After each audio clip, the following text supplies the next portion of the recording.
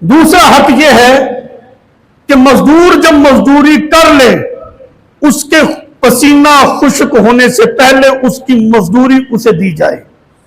اس کا مطلب یہ ہے جب اس کا مقررہ وقت ملازمت کا مکمل ہو چکا ہے، اب مزید 5 تاریخ کو دیں گے، 10 تاریخ کو دیں گے، 8 تاریخ کو دیں گے، 10 کو، 15 کو، ایسا نہ کرو۔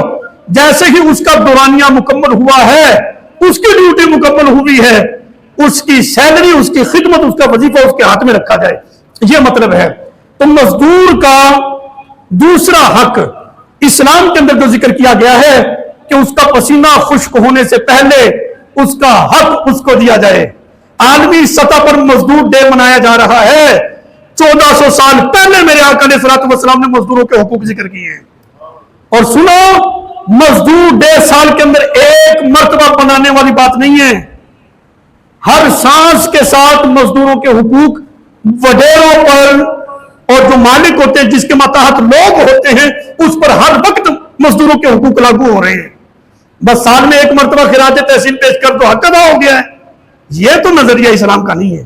یوں کہنے کہ سال کے بعد دوبارہ اس چیز کو ریپیٹ کر دیا جائے کہ بھی مزدوروں کے حقوق ہوتے ہیں، ذرا خیال کیا کرو، ان کے ساتھ زیادتی نہ کیا کرو۔